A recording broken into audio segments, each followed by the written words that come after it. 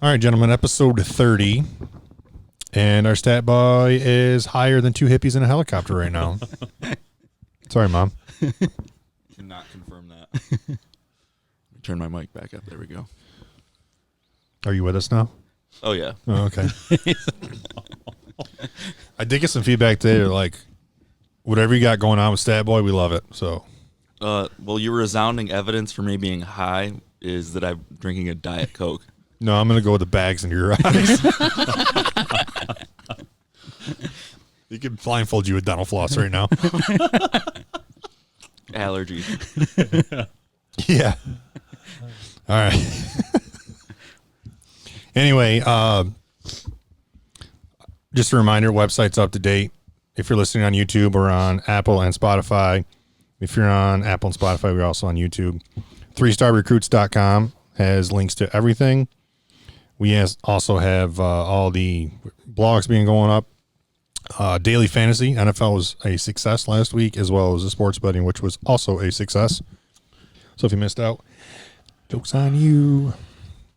I like it. I got to get my shit together, get my bio written, and hockey. I have a hockey-related blog idea, so that will be up hopefully by next Dude, he told me his bio idea. Epic. It's gonna be good. Just going to send in your Tinder bio? Is that what it's going to be? Well, see. if I don't get Grindr. yours, if I don't get long walks yours on the soon, beach. if I don't get yours soon, that's what I'm gonna do. Grinder. He's on Grinder though. You gotta. Christian Mingle, blackpeoplemeet.com, Farmers only. Come on. Last week you said I cooked, woodchucks in a... Crockpot. I didn't make that up. You said that. No, that was assumed not that a was story true. about me. That was about... I actually do know someone that has done that. You're the one who's seen woodchucks on a golf course and said, "Oh, crockpot that thing." And I've heard overwhelmingly good Yelp reviews from the hillbillies that I know. Ty Rice is a kid's name. He would not mind that shout out. That's just what he's like. High rice. Ty. Oh. Rice. What about high the, rice? What about the squirrels? You crockpot those too. Yeah, you'd clip them up like a rabbit. They almost end up like chicken wings, how you have a drum and a leg. So before we attack you for the squirrels, I've actually had squirrel out of crockpot. I didn't do that. I just kind of like put them in there, let them simmer, and then I think we're out of this. Yeah, I think it's 2 against 2 here.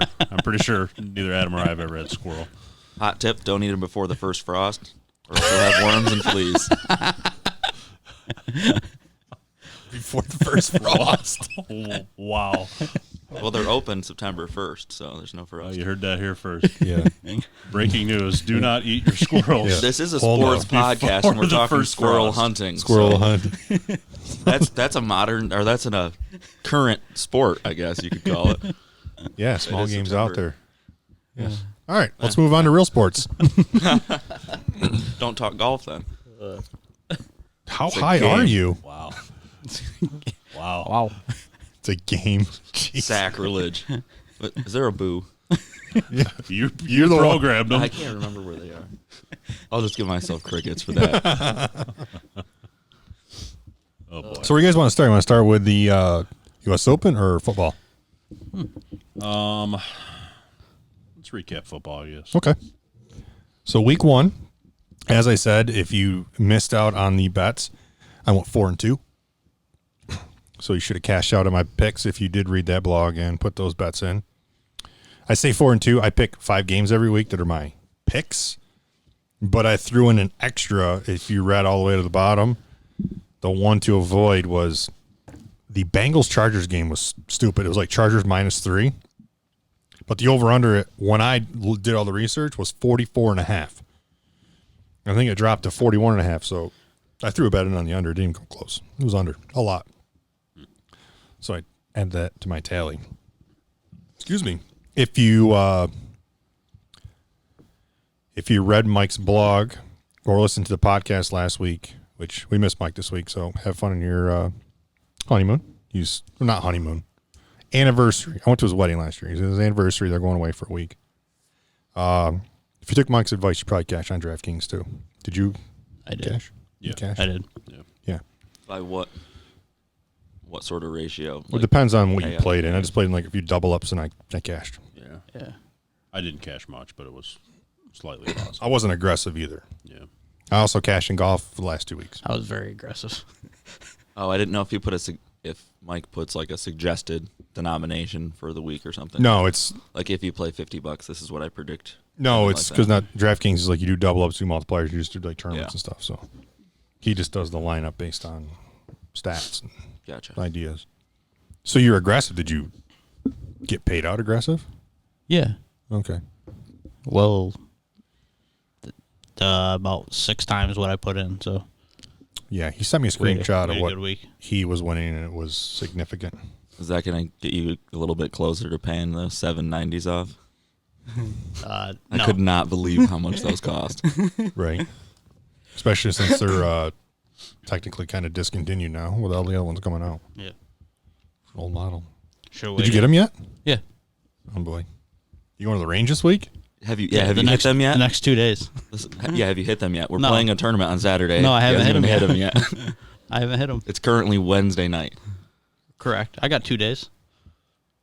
Okay. You hear any How can you order brand new irons, be so pumped about them getting here, and then not even hit them for a week? Just wants to look at them. I've been riding bikes. You could have found an hour to go to the drive. you should have rode your bike to the driving in range the with your last clubs. in the last week. That's true. I have a bigger question. I'm going to point out the elephant in the room. Back in, I'm going to say February, January, we tried to convince you to join the golf course as a member, and you said Ooh. no because I won't use it. Yeah. Right. Well, that was only $900. How much have you spent on clubs this year? A lot. And you can justify playing it enough to use those? Yeah, because I'm going to keep them. It's not for 1 year. Yeah, but what you spent on clubs could probably pay for 3 years of a membership. No, not that much. I bet it's close. 100%. Close. 100%, Close, but yes. not fully. I don't know. This is close. It's like $850 for a membership Yeah. But I also played like 8 times up there this year. because you have a membership. You don't want to pay greens No, I fees. didn't. No, And I he had nothing to practiced 0, by the way. it. Don't you worry about it. We're going to be good. You heard it here first. The only issue is going to be the distance because the lofts are so different. That's the lofts. good to hear. You know, the lofts. Maybe if you hit them, you'd know. We're going to hit them. Don't worry. Don't you worry. I said, if I don't get a partner, can I pay both entries and just play 2 balls on my own? Maybe that's I the said safer yes. route. You don't have to come. He wanted to play solo alternate shot. All right, so we're actually going to talk about football. Week 1's in the books.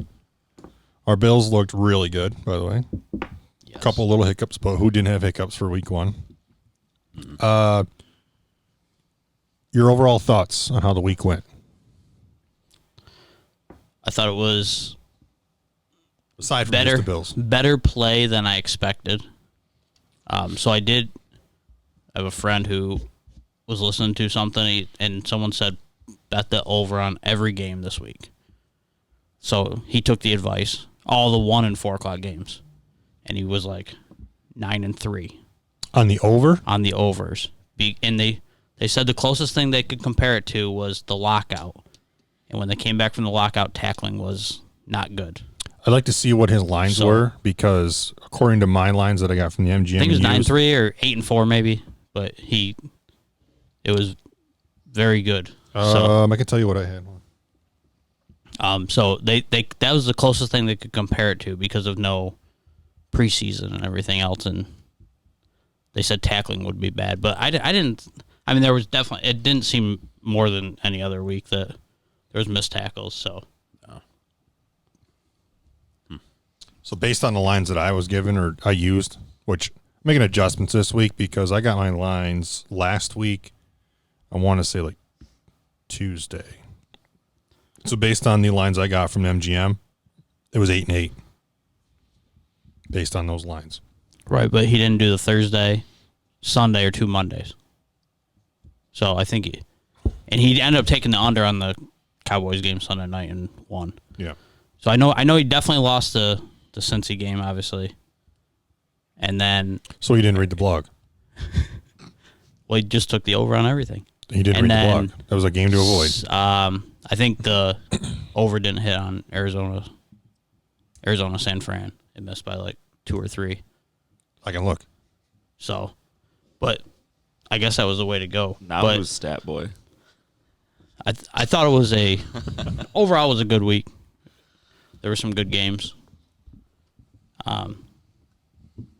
Washington. Arizona, San Fran was the under. Washington their defense was outstanding, which I was shocked. Of course, I don't know if Was Philly, it outstanding or was Philly just ass? A little bit of both to me. Yeah, and it helps. Washington's defensive line is really good, and that's where Philly struggles is on the offensive line. So they knew that was going to be the issue, but still, Philly didn't look good. They did, and then they didn't. At times, they I'll did. get into that. Colts, I think everybody expected them to be a lot better. And the defense to step up a little bit. Not that I don't know what Minshew was. He was like 19 of 20 for like 180 yards, but he had 3 touchdowns. Did I not call that I texted that, right? That the Lions would No, They didn't play the rumble in the Lions. fourth quarter. No, this was Lions played the Bears. Oh, I thought you're talking about the Browns. Lions, Sorry. Tigers, Bears. Oh my! Yeah. Sorry, I'm all confused over here. I'm looking at all the results. You're good. Go ahead. So I can tell you my 2 misses for my picks were exactly who you just said. I had the Colts and the Eagles winning, and I think that surprised even Vegas because the Vegas lines were -7, 6.5 to 7 to 7.5 for the game. And I know a lot of those lines are set. I think there's even lines set for week 3 already. Because even this week going into it, obviously Colts got beat by Jacksonville. Right now, well, as of yesterday, the Colts were favored by 3 over Minnesota, which is surprising because Minnesota did put up points, but They are favored. to be favored by that many after just getting beat by a team that people thought might win 3 or 4 games. Yeah, I'm not. Yeah, I don't know. Your thoughts, unless you have more for there. I'm going to add a couple of tidbits. So we don't have to take turns. It's not a. Your turn. Raise your hand. Pass the talking feather. So I didn't watch a ton of games. A couple things stuck out at me it's probably no surprise. Patrick Mahomes looked like he didn't miss a beat. I mean, he is very impressive. I thought that offense we knew would be tough to beat anyways, and then you throw in that Edwards-Helaire, the running back. So the last couple of years, it's basically been all through the air for them. Yeah. And now you throw in a running game because Edwards-Helaire ran for 138 with a touchdown on 25 carries. So They had a good running back at one time, and then he swatted his girlfriend and got cut. Yes. Yeah. So you add a running game to that offense now. It's even tougher to game plan Yeah. for. And he's good out of the backfield too, catching balls. So that certainly adds another dynamic. You know to what he the reminds me of? Work done. Like that just Yeah. tiny little dude that Yeah, he's tiny. he's got a little pop behind him though. I think Yeah. Yeah. he's not afraid to take a hit. Couple quarterbacks. One of them I'll talk about later, but Russell Wilson and Lamar Jackson put up some big numbers. They looked outstanding. I think it's time to – I think a lot of people still question Lamar Jackson, and I don't really understand why. The guy is a hell of a player. I mean, this week he put up 275 yards, 3 touchdowns, no interceptions. He seems to do that pretty routinely, but Just people a still consistent question player. whether or not he can even throw the ball just because he scrambles a lot. My definition of a good quarterback would be, are you taking care of the ball and are you winning games? Mm-hmm. Right? Yeah, And he's clearly doing doing that. that. Clearly doing that. Yeah. There were no fumbles in there either. I didn't look that up. probably not. They played the Browns. I can look that up. Oh, It was not pretty. I don't think there was. Bills, obviously we watched that game. The Bills look good. Josh Allen with a pretty good stat line. Nice helmets. He is one that I think does need to protect the ball a little bit That's more. kind of where I was hoping yeah, it would lead to I've- when I asked. I've got no problem with him running. He led the team in rushing, 57 yards and a touchdown, and I think he had the most attempts possibly, but I think he carried it like 14 times. But They didn't run the ball a lot. he often runs with the ball palmed in his hand, and it's no surprise that defensive players are able Hanging to it knock that way out. outside of his torso Yes, too. yeah. I don't like that. He's just I have no problem with him running at all, but he's got to protect the ball a little bit better, in my opinion. Doesn't it worry you guys at all when you see him leave the pocket? Don't you think he's just going to get wadded up? I'd like to see him leave the pocket less on drawn up plays. If he has to scramble, that's one thing that he has that ability. That's great to have in a quarterback. I just feel like they need to be running less plays designed for him to run. Yeah. Like these, I mean, when they're on the goal line, he ran that ball in. That's okay because it's just like a mad dash out of bounds, like he's trying to get to the pylon. That's one thing. But these middle of the field, these drop back and run a draw play. Yeah. So one thing, going back to Lamar Jackson, because I just thought about this when you asked about the fumbles. So last year in the playoff game, Allen, when he was getting tackled there and he freaking threw that ball and tried to wherever the lateral. hell it was. Mm-hmm. So Lamar Jackson on Sunday was like 10, 15 yards past the line of scrimmage running, getting tackled, and just turns and tosses it to his running back, who had no clue it was coming. It hits the ground, bumps around, and they recovered it. But, like, that's just another play. Like, you know what I mean? Like, there was no need to throw it. Yeah, what are you going to get out of it? Yeah. Especially if you've already gained And they were 15 yards. Yeah, so they were down. He would have been tackled at, like, the 8 or 9 yard line. It wasn't, like, anything crazy, but he did the same thing Allen did. Just so happened to hit his running back, and he recovered it. Yeah. So, I mean, these guys are younger guys still making mistakes, not thinking about it. Sometimes it almost looks like young guys that are trying to get on the highlight reel and, you know, instead of worrying about the overall game. And that's what I want. I worry. I think that's what I worry about with Lamar this year. He was last year it was all Lamar Jackson.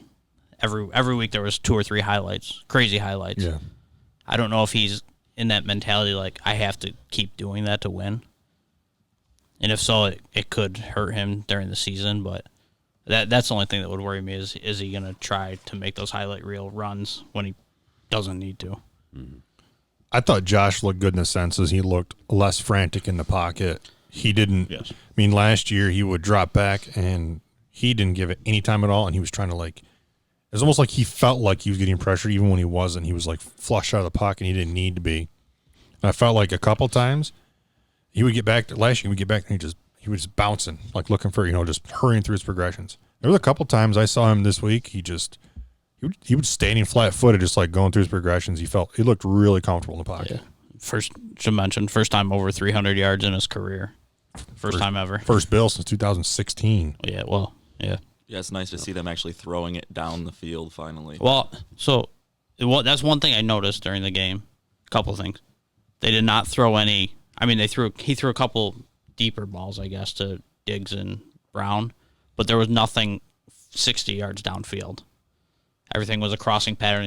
I think he threw one the one that put him close to 300 was like a 35-yard pass to Diggs on the sideline, but it was a crossing route still.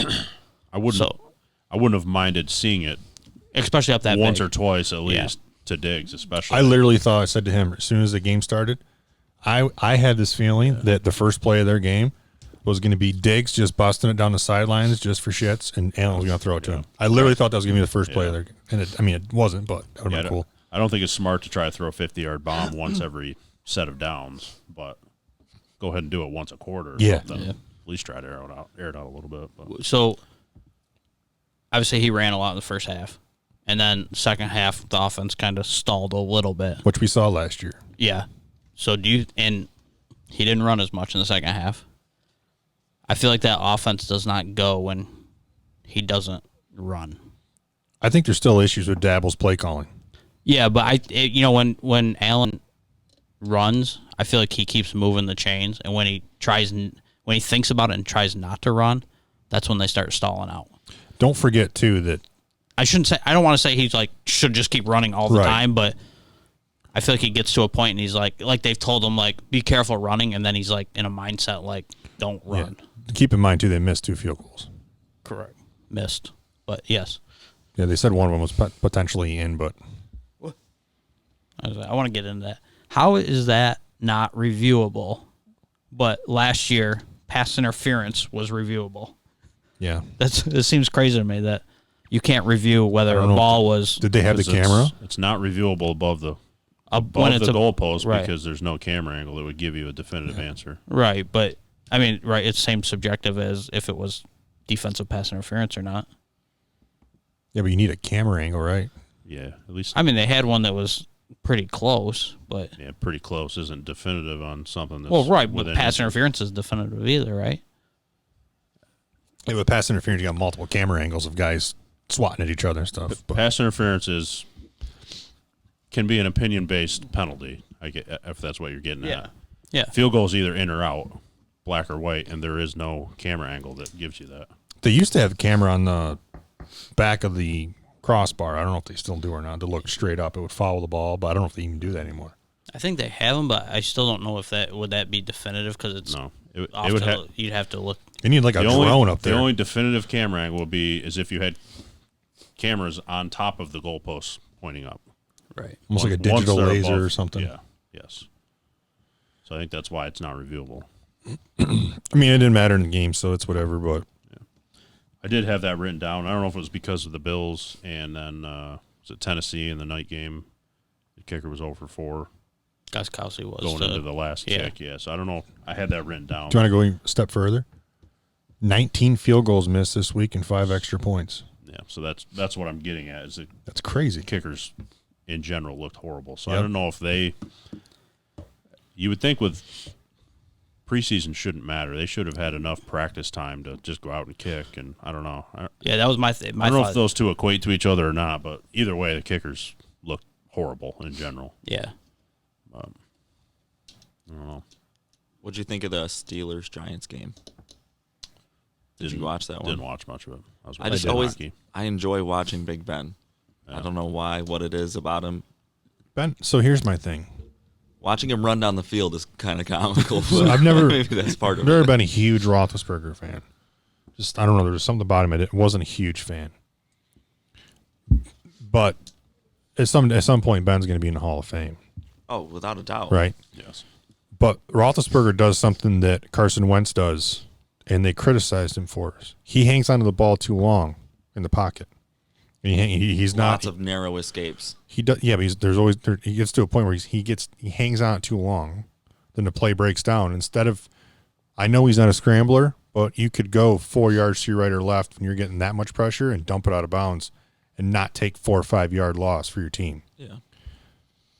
I thought Ben looked okay, but Monday morning, it was, oh my gosh, Ben's back. He looks so great, or whatever night they played. They played Monday night, right? Yeah, So it was Tuesday morning. He looked okay. I thought Ben had a lot of signs of rust. He really did. He did also miss almost all last season. Right. But the reason I say that is because ESPN come out and made it sound like the guy just threw up like a career game. And I'm like, easy. Steelers beat the Giants, who we don't have expectations for, and they knew they were going to have to rely on Barkley. Still got a quarterback who's extremely green. He didn't do that much. I mean, probably look up his numbers. I was going to say something about obviously they're playing the Giants. 223, I believe, and 3 touchdowns, right? With playing 229. Yeah, with playing the Giants, their secondary's very young and kind of depleted. So it'll be interesting how they got the Broncos this week. So I mean, It'd he be a had little- he had a touchdown pass to Juju. which was He just wide kind of open. he just kind of threw it out there, and Yeah. Juju ran under it. Yeah. So he looked all right. I mean, it's better for the Steelers from what they had. So sure, but I didn't think he was the superstar that the Tuesday morning ESPN made him. Not in my opinion. I can agree with that. He probably wasn't even a top 5 quarterback last week. In week 1. No, I didn't No, I know if he was wouldn't top think so. 10 maybe. But that's what I'm saying is the next morning ESPN was like, "Oh man, he's just like, come on, man, get off his dick." Just my opinion. My What? opinion matters. What did you guys think about Randy Bullock, Who? Randy Bullock. I do not The- know who Randy Bullock is. the kicker for the Glad I'm not Bengals? alone. Chance to tie the game from 31, Oh, and they he said- almost missed the freaking net. Said he had a calf cramp, and then the next day he said he had 2 calf cramps. So Double calf cramp. It looked like to Get the me, guy a banana. well, to me, it's like he kicked it and he saw he was going so far right. He was like, "Oh shit!" Just grabbed something on my leg, so it makes it I feel probably would have done the like. same thing. That sounds like something LeBron would do. Ah, I airballed it. Oh, my fingers. Or something like that. You know? As soon as get he it in. kicked it, I don't know who they flashed to in the booth, but he was like, "Are you fucking kidding?" Because, dude, I have a friend they posted the pictures or the videos, obviously. He said, I watched it 5 times because I was confused where the damn ball went. It was so far right from 30 yards. If he feels that way, there's more than one kicker on the roster, right? There's only one kicker on the whole roster. Usually. Can't the punter go out and kick a field goal? Usually holding. Yeah, they're usually holding it. But Yeah. it looked like, obviously you can say a cramp because then you can say, oh, my cramp went away now. But it's like he kicked it and he was like, oh, shit, that is so bad. Let me just reach down and grab something. I felt that way about Tiger Woods with his back issues at certain points. I don't know if anybody else relates to that or not. Yeah, I don't know. I don't think we want to get into that, but I've never had back can, issues, so I can somewhat agree with Yeah. that. Yes. Yep. Yeah, I thought that kick was so bad. It was like, I don't even know. Was it even high enough? If it was straight, we got over the crossbar. oh, yeah. Was he high enough? Are we talking stab boy or? Oh no. We're talking about the kicker. Gotcha. He's coming back down to earth over there. I hear the balloon helium coming out. I don't know. It's just nice to have football back. Yeah. Right. Which, it was nice to have football back. Which reminds me, what the fuck was up with your text the other night? You're like, this is a great game. And I'm like, Yeah. I didn't even know. I'm like, is he behind? That was one of his fishing texts where he doesn't give any subject. Yes. Just sends out a statement.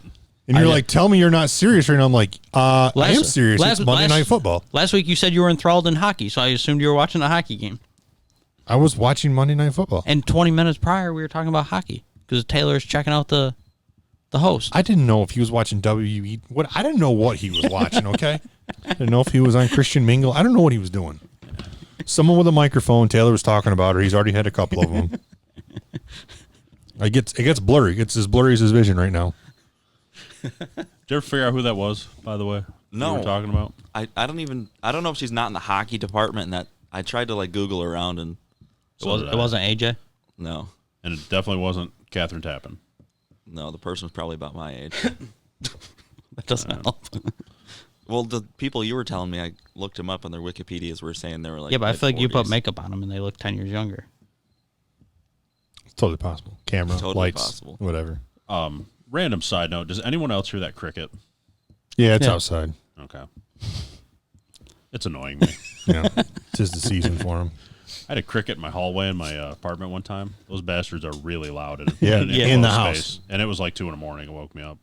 Yeah. So You think it was the fire alarm going off? no, but I had my smoke alarms going off. That's probably like a year ago. He had his firearm in his woke- hand looking for the cricket. Yeah, I woke up to my smoke alarms about a year ago. That gets you out of bed Just real the chirp sound that it makes. real You mean? quick. No, like going Oh, off. actually going off. I thought you meant the low battery chirp. That's just No. It was incessant. faulty going off. I searched my whole apartment, went downstairs, make sure my furnace wasn't on fire. The apartment next to me was empty at the time, so I even went over there. It was like 3 a.m. Make sure nothing over there. Yeah. Did you put pants on or no? No, hell no. Pants. Why do that? Pants are optional. Okay. So crickets and fire alarms. We got that update. Yeah. What's next? So I have a couple for you guys. There's a couple people, which I'm kind of proud of myself because when I did my fantasy draft, my personal fantasy draft, which I lost my game this week by 1 point because I played a guy who had Devontae Adams, who went bananas. Yep. And BANANAS. oh my God. Anyway, Taylor. It doesn't even. Taylor, I need a spelled response. bananas there, just in case you were curious. Yeah, I'm proud of you. He's learning finally. Sounding things out yet, or I'm not to sounding out yet. so I had Noah Fant and Juju going Monday night. Juju put up a good game. I was like, it's not very often a tight end will put up some points. 5 catches, like 81 yards and a touchdown in the first half. I was down 1 point for the entire half. He just needed it was a PPR league. He needed like 1 catch and 5 yards. They threw at him once and there were like 6 seconds left and got deflected. Story of my fantasy career. Anyway, there were some people I thought after my research that where they were not going to be great picks this year and kind of overrated. Gronk was one of them. Tom Brady was the other one. And Saquon Barkley, who had, 15 carries? Barkley's gonna. I mean, they were playing Steelers, good defense, but I think Barkley's going to struggle. Not struggle, but he's gonna have a tough time putting up big numbers. 15 carries, I think 8 of them for negative yards. He only had at one 6 point yards? he had like negative 8 yards, I think, after like 6 carries or something. It was I think he had 6 yards. Yeah, I mean that offensive line isn't good, so Scrambling Ben Roethlisberger had more rushing yards than Saquon Barkley. Yeah. Than Monday night. I think he'll have trouble with that. That offensive line still isn't good for the Giants, so They have other issues too, but they just gotta find a way to get the ball in his hands, and obviously running is not the key. what was Daniel Jones doing? He had that one drive, looked great, moving the ball. They get down like 5-6 yard line. He's out of the pocket. He could have just tossed it out of bounds, and he throws it up to like the only people who were going to catch it was somebody on the Steelers team. Yeah, I mean, I feel like A lineman caught I it. think it goes back to what we talked about earlier. These young guys like feel like they have to make a play instead of just throwing it out. Yeah. Which I think we saw Josh do a few times this week, which was good to see. Just throwing the ball away. You mentioned Brady. I think, none of us are Brady fans, but I will admit in the past, that's one thing with him where if there's not a play there, he'll chuck it. He'll get out of the pocket and chuck it in the He led into the first league. row. Yeah, he led the league in intentional grounding last year. Well, yeah. But even if it's not intentional grounding, I mean, he'll get That's out of what- yeah, there that's what he does. and throw the thing away because he recognizes there's nothing there. There's no reason to force it. Well, right, and that's how Eli and Peyton played so long, right? They got rid of the ball, didn't take hits. Yeah, you don't need to force anything. So let's talk about Brady. Karen Brady. I love those memes. You've seen them?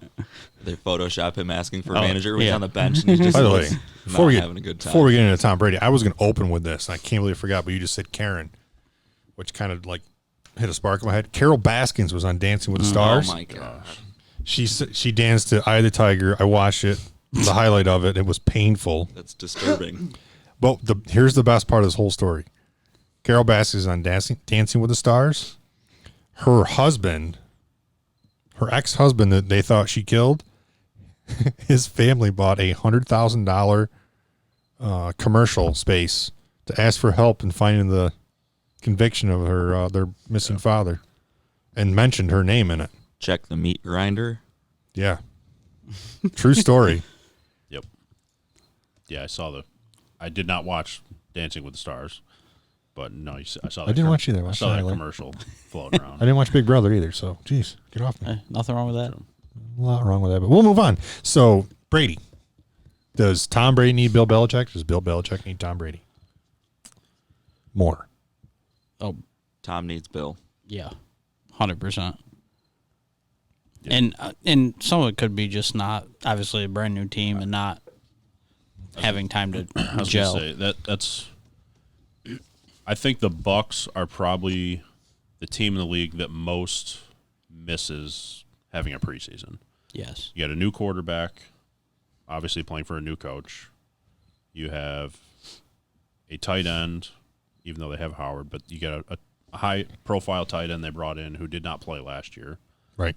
And you have a running back that you just picked up because he was really in Fournette that was just released, 2 or 3 weeks ago. Yep. I think the first drive of the game, they looked good. Yeah, it looked really good. Yeah, and I think that is a glimpse of what they can be. I think they're, like I said, the team in the league that most needed a preseason. Yeah. So And he's got it this week. If he doesn't look good this week, they're playing Carolina, whose defense is not good. So this is their week to. I think we'll see. Is Brady who he can be? I mean, the Saints have never been really known to have a great defense, right? But I think they're still. I wouldn't agree with that. I would say they're definitely a top. I bet you they're close to a top 5 defense in the league. Yeah. The Saints? Yeah. I got it over there. The defensive ranks are on one of those boards over there from last season. Statman, check Shall it I out. grab it?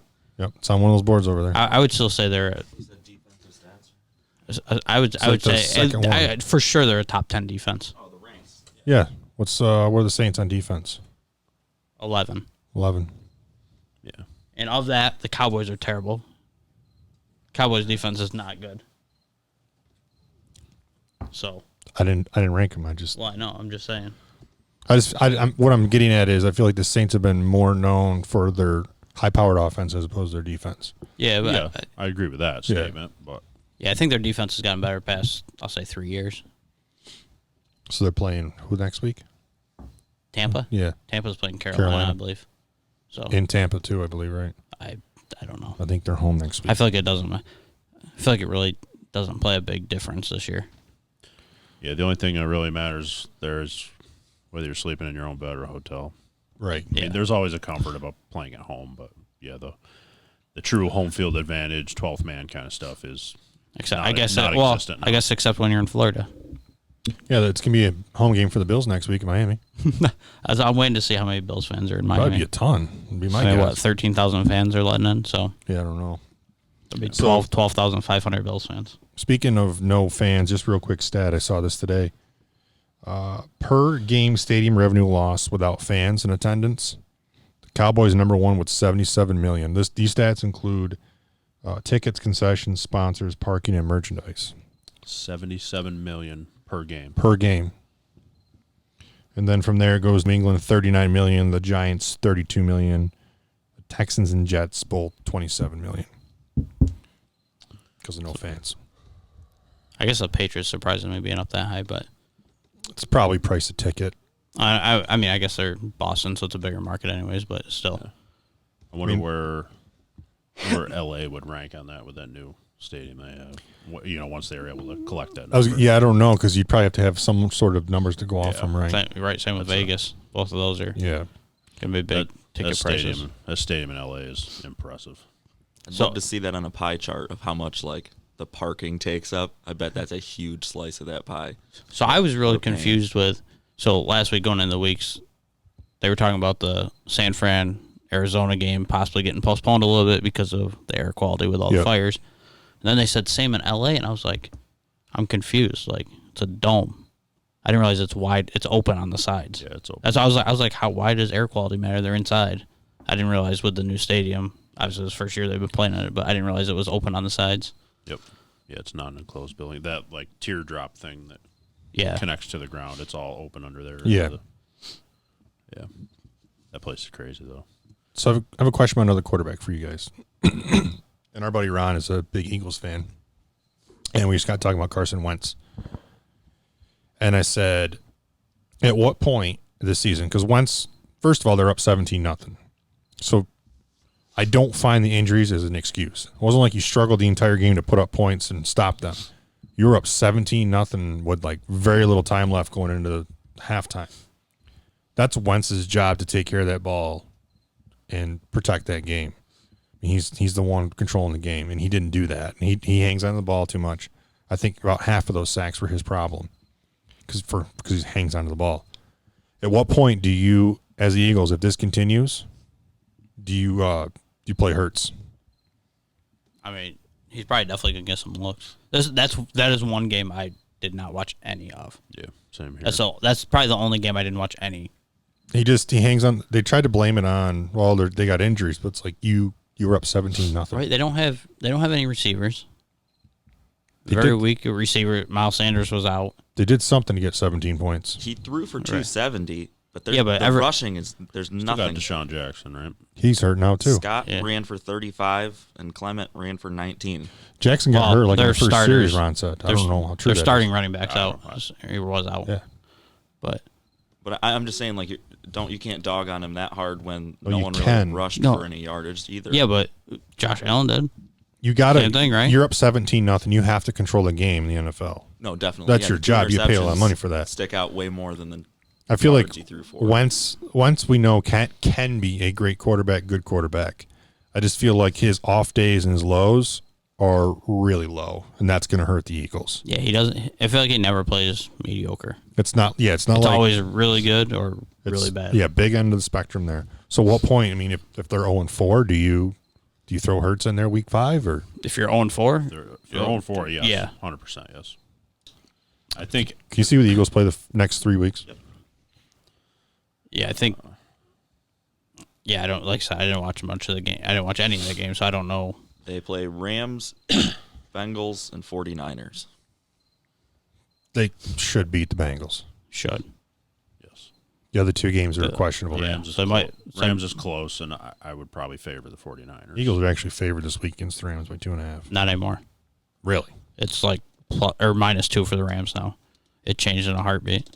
Because of It's the only a half injuries. point. Huh? Because of the injuries. No, because of the original at 2.5 was set before Where did Sunday you night read game. that line? It changed when I tried to go down to PA to make the bet quick on the Rams at +2.5. It changed. It was yes. as of yesterday it was -1, and it changed again today. Okay. That was FanDuel. DraftKings. DraftKings. All right. Yeah, I think at some point you gotta, even if they're 1-3. Yeah. If It'll he be, goes out, looks good against Cincy, do you put a lot of stock in that? No. Not really, Right. unless they absolutely blow Say it them depends out. on how good we're I talking. mean, if you'd put up 400 yards and 5 touchdowns, then okay, yeah, I can give him credit for that. But he could turn around the next week and get smoked Yeah. playing San Fran. I don't know. I understand that like he got him pretty close to a Super Bowl and then Foles came in and won it, but Yeah, I feel like at some point his lows are too low.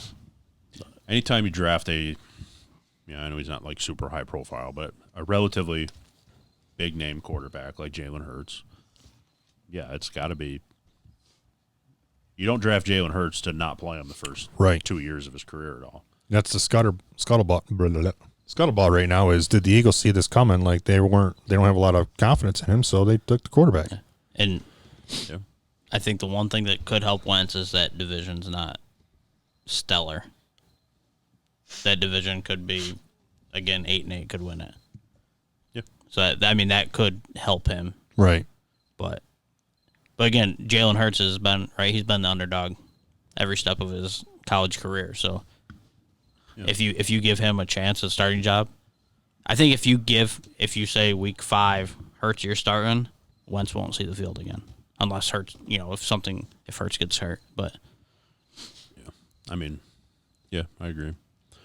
You say the division's weak, but that was a division game, and they got beat by right, 10 points. yeah, So yeah, exactly. So because no one expects the Giants or Redskins to really do much. Right. So therefore, that weak division might not be in his favor when you go out and lose to him. Right. Yeah.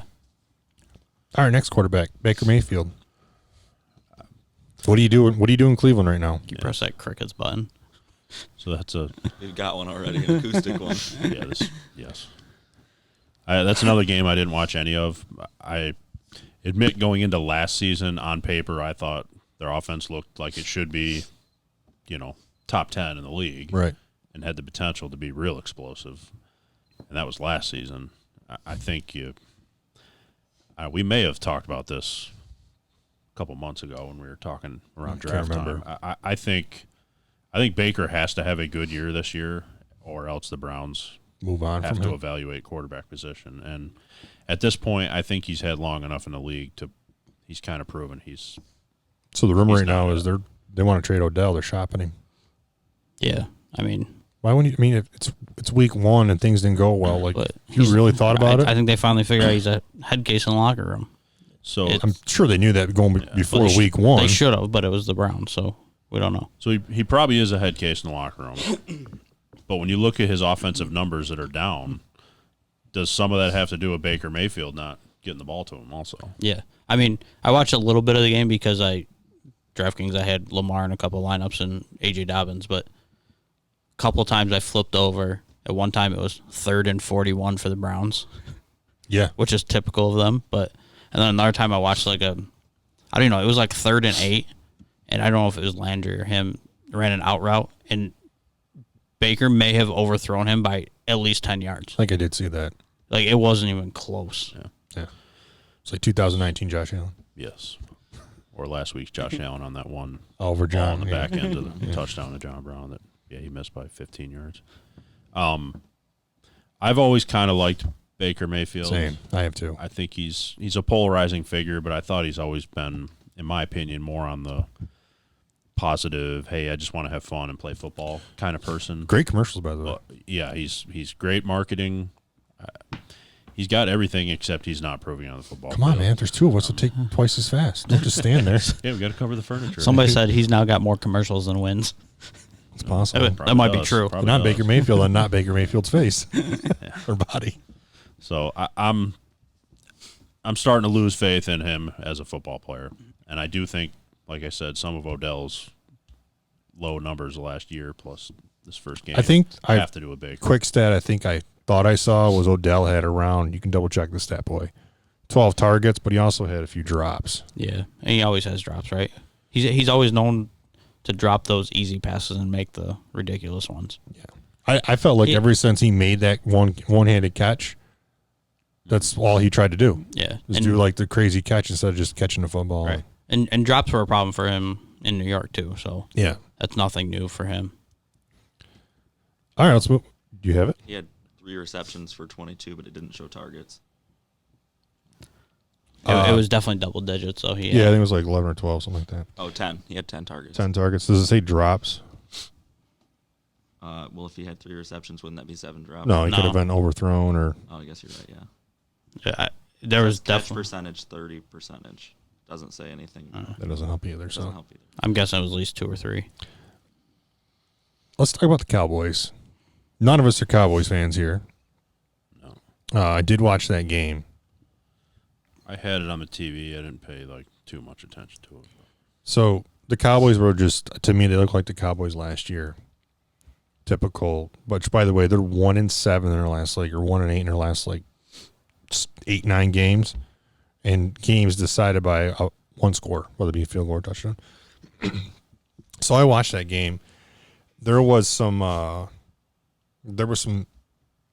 small mistakes. CeeDee Lamb on a 4th and 3 didn't run the route deep enough. He made the catch but got tackled, but he didn't run it deep enough. Go ahead. I was going to say that doesn't surprise me with a rookie Right. that had shortened practice and no preseason. Yep. Yeah, So he I just- can you didn't run it deep somewhat enough. excuse that. Yep. So it was not his fault. He's got to run that no, deep enough. No. So I was talking to somebody at work. They're like, "No, go back. See if you can find the play and watch it. Watch Jarwin. Jarwin looked like he was supposed to kind of go up about 5-10 yards and then run the crossing route. Well, he ran it so quick that Lamb had to come underneath him and couldn't get. You could see the linebacker that was covering Jarwin made him cross quicker than he wanted to, and Lamb kind of had to adjust and come under. I still feel like you got to know where the first down is and try to. 100%. Well, and that's what I said. I said, if you're running a 4th and 3 or 3rd, even 3rd and 7s, how many times do you see a 3rd and 7 and a guy runs a curl route, a 5-yard curl route, and it's like, what is the point of that? Yeah. You on a play like that, make sure you got an outlet. Make sure Elliott's out wide if you want, and you can toss it to him if you need to, and he can try to get the first Give him down. a chance, yeah. But no one should run anything less than wherever the first Down is, right. I never get, and that's every team in the NFL, right? Yeah. They all do it, and obviously I'm not an NFL coach, but it doesn't make sense to me. The other thing was what was typical Cowboys in my opinion was, again, the eyes are on Dak and Zeke. A lot of it's, Dak, and he didn't come through. But it's like I watched the end of that game, and we had the pass interference call, which we could get into if you want. But then we have other just shitty penalties. It's like you want to put it on Dak, yet the coaching didn't kick the field goal to tie the game, which they should have. In my opinion, the games, there's not a lot of scoring at that point. Get your points and make sure you're at least there and rely on your defense and get the ball back. Instead, they didn't kick the field goal. That's when they missed the 4th and 3.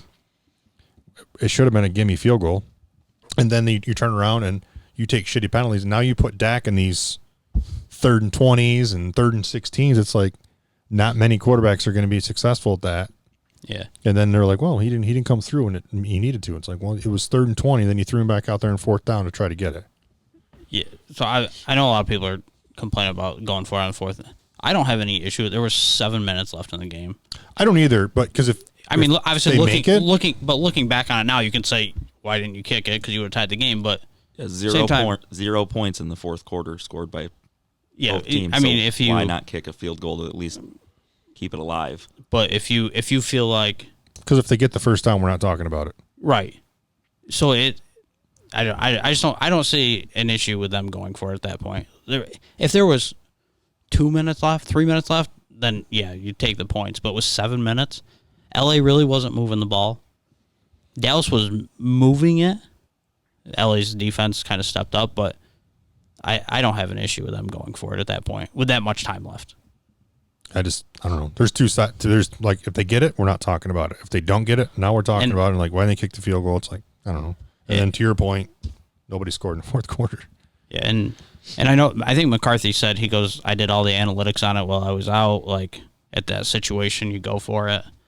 And which McCarthy 10 years ago, would he have gone for it? Probably not. He probably would have taken the points. But now, right now, everybody's He's trying to prove analytics, himself. Yeah. right? It's all analytics now. In that situation, it says go for it. So I just felt like there was, I don't know, too much blame on Dak not coming through when the defense looked like shit, in my opinion. yeah, Even though people And were they're scoring, the defense looked like shit. and they're gonna really struggle now with Van Der Esch out. Yep. Because he's out. I don't know how he broke his collarbone, so I assume he's probably 6 to 8 weeks. I'd say 8-10 weeks, somewhere in there. Yep. Which I don't understand that either, but maybe it's because it's a contact sport. But and he's going in for surgery. Your collarbone heals on its Right. own in like 4 weeks, 3 weeks. Yeah, so But he's had past injuries, so. Yeah. But can we talk about that tattoo on Zeke though? yeah, I we was- can. I was confused when he scored and lifted his shirt up. I was like, "The hell?" That And is when I the- saw the zoom in, it said "feed me." That is the dumbest tattoo in the world. I agree, but It's right up there, probably. I don't know. Yeah. LeBron's probably got a dumb one. So I don't know if it's the dumbest in the world, but it's pretty stupid. Yeah, it's not dumber than the regrets. Yeah. well, don't pick on Taylor. What? I'm clean. No tattoos Oh, here. all right. Oh. I thought you said no regret. I thought you had no No regrets. regrets. Regrets. No regrets tattoo. Don't you think you would have seen it by now? How would I have seen it? Not if it's your tramp stamp. Definitely not touching that. No, I thought it was a good week one. It was. I like what you brought up with the football wasn't as bad as I thought it was going to be. I thought the teams that looked the rustiest were actually Broncos and probably Titans. I thought they both got off to a slow start. Other than that, I thought, and not a lot of penalties, which could be something to do with there's not a crowd too as well. Right.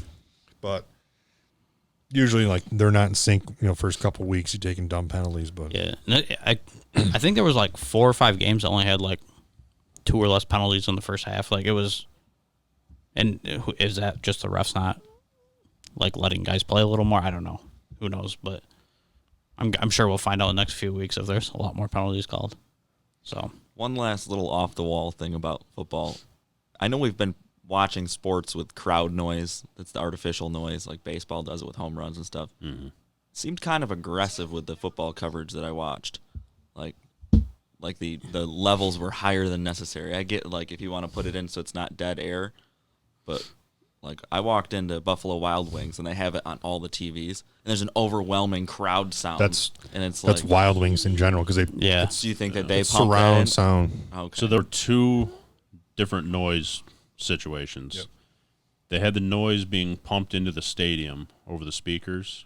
it's like At 70 decibels, they yeah. said.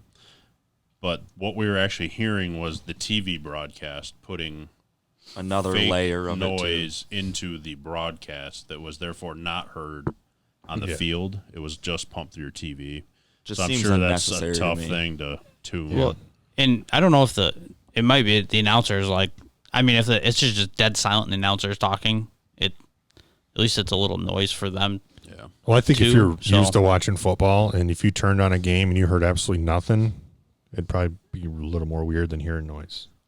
I feel like you spot the inauthenticity of it really quick. I like to have them pump Yeah. up some mics a little louder so we hear some on-field Yes. stuff. That'd be great. A few more swear words. Yeah. So my last thing with football is ESPN again come out with their power rankings. I had a tweet that went viral by my standards. I got like 8 likes earlier. So McAfee tweeted a video of them of the power rankings.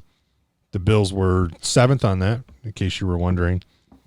But here's the one that got me, and I respond. This was my response. The Niners were 6th underneath Green Bay in between Buffalo. And the team that beat them, Arizona, was 15th. How is San Francisco 6th on the power rankings and the team that beat them is 15th? If you think the injuries they had on offense are a big deal. Cardinals. Hey, Cardinals, Niners. You don't have to debate with me. I'm just telling you. I'm telling you what maybe they were thinking. What injuries are you talking about? Are you thinking the Eagles? No, they had 2 or 3 receivers out. Who did? Niners. I think their top 2 receivers are out. I wouldn't call them 6th in the power rankings, though. I mean, there's some other ones here too. They got Vegas. They did go to the Super Bowl last year, right? Yeah. You got Vegas 17th, and they have the Eagles ranked higher than them. Right. I don't look at power rankings. I feel like they're but stupid. I was just saying, like, I'm looking at this, I'm like, you got to be kidding me. Power rankings are stupid in my opinion because there's nothing. It's all opinion. At least make the top 10 teams better. are 1. But that stood out to me. I'm like, San Francisco 6, Arizona 15. But they were probably like 2 to start the year, so they lost by 4, and Arizona might be a good team, so you drop them 4 spots. Anyway, my tweet went viral. I had a little video with it, so might have got me 2 more. 8 likes, by the way. Thank you. That's all I have for football. I'm ready for week 2. Almost. Picks will be out probably tomorrow afternoon. Hopefully before the game. I don't know if they will because I've already looked at the lines. I would not touch Thursday night's game. Who plays Thursday? Bengals Browns. Oh, Real barn burner. yeah. A game that everybody looks forward to every year. Yeah. So again, don't touch Thursday night's game. I can throw that on the avoid I'll list. probably watch that for some comic relief. But my goodness. Good thing hockey's on tomorrow night. All right, let's move on to some golf. We got the U.S. Open. It's kind of a holiday. It's U.S. Open week, major week. It's a major. Yes. Yeah. Which I caught shit for tonight because we have a baby appointment in the morning. I asked what time the appointment was, and she told me 10 o'clock. I'm like, well, can we show some hustle? We got some other errands we got to run. I want to get back. So I'm trying. I caught some shit for it, though. But, yeah. Let's see, we're playing golf Saturday. Mm-hmm. Friday, you're probably just, if you need me, I'll be on my couch all day. So if you ever, if you wake up and dead to the world, just come on over. The round will be done by the time he wakes up. Maybe. So let's talk U.S. Open. I have a couple scenarios I threw out to you two, all of you. I said, put me on record. Bryson DeChambeau will shoot around in the 80s. Does anybody want to? Someone said they wanted to bet. Who wanted that bet? I think we had other bets we've discussed. There was some stuff and some text messages, but I think if he does, it's going to be on the weekend after he makes the cut. I don't think he's making the cut. So you threw out 2 comments, and I don't. You're kind of coming at us hot right now. But I'm not coming to you hot. One of these two said they'd take the bet. Because I was going to say, I actually agree with. Will he shoot 80? I don't know. Could it be 78? Sure. I feel like there's going to be a lot of scores up there, though. But the other one, Yeah, the I was other gonna statement say, I agree with. So. He could shoot 80 on Thursday, 72 Friday, and still make the cut. Because you are the one that I believe said that no one will shoot under par. I think when he scores over par. So on Friday, who's to say he can't shoot 80 and still make the cut? Because didn't you say he'll shoot 80 and end up trunk slamming? I think he trunk slams anyway, yeah. Yeah. I I agree. I'm just playing devil's advocate. was looking at some odds, and even for him to miss the cut, it's only like plus 220. I'd take it. But there aren't many guys that are even better than that. Have you seen this rough? Yeah, it's Arnold Palmer candy. Yeah. That's crazy. Yeah. So the more I look into this, the more I think we're in for a chaotic, high-scoring weekend. So, yes, we haven't mentioned it's at Wingfoot Golf Course, this is the 6th time hosting the U.S. Open. Yep. So I'd never really heard of this, but when I started searching into this, I heard about the 1974 massacre at Wingfoot. I assume you're familiar with this one. I am. So that year, 1974, U.S. Open, Hale Irwin won the tournament at 7 over par. There was somebody at 9 over. They were the only 2 guys that were better than double digits over par. No players that year broke par in the first round of the tournament. And from what I saw doing just some quick research, I believe 68 was the best round I saw all week. So that's 2 under par for the major. Did you see what the cut was? No. Plus 13. No. Can shoot 80 on Thursday and still make the cut. So you're saying I have a chance. no, you don't. So Fast forward to 2006 was the last time Winged Foot was there. Jeff Ogilvy won at 5 over par.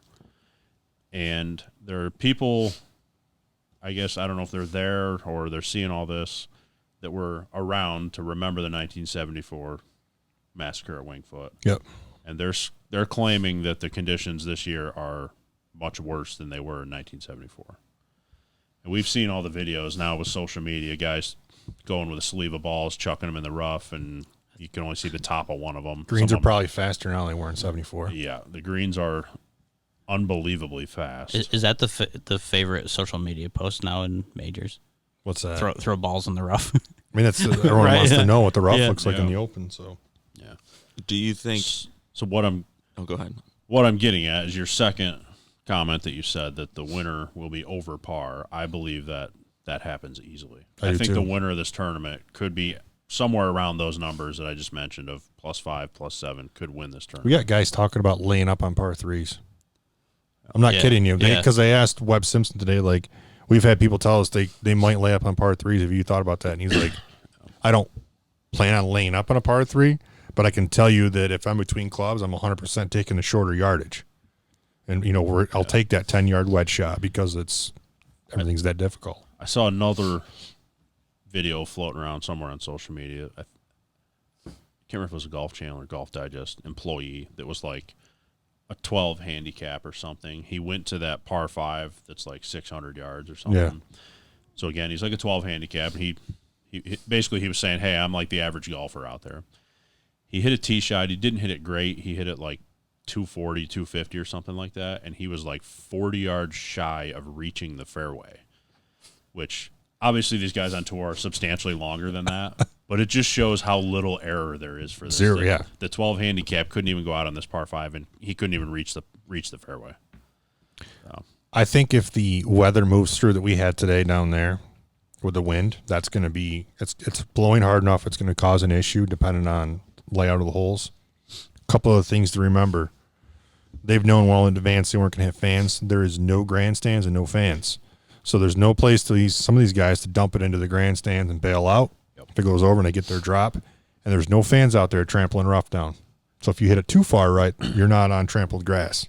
Not only are there no fans trampling the ground down, but there's no fans to see where the ball's land. Going. So I think I don't know how many spotters they typically put per hole. So USGA said they did bring in some extras. They're using caddies that are normals at Winged Foot. They said they've been doing research over the last few days during practice rounds to see where balls are landing in common areas to put a couple spotters here and there in trouble areas. But if you're a spotter and the ball lands 20 yards away from you, whatever direction in the rough, as thick as that rough is, You can- 12 to 20 inches, and you and I throw a ball over to that corner of this room right now, You might have trouble finding we it. know the general area, but we might not find Yeah. the ball. Right, and that would be the fear, right? Then if you get 6 guys looking for that ball, someone steps on it. That'd be the best case scenario, Yeah. though, Well, because then you you can find dri- it. Because you can drop it. Right, but you could drop it. That doesn't mean. Well, if someone steps on guard. it, you have to recreate the lie as best as possible. Yeah. But I'd be Just saying, it's not quite as good as a drop, I would assume. in that rough. You're going to get a horrible lie anyways. So if somebody has to step on it to find it, I'm perfectly happy with that. So that first cut off the fairway is just kind of like, it's a first cut. I wouldn't consider it rough.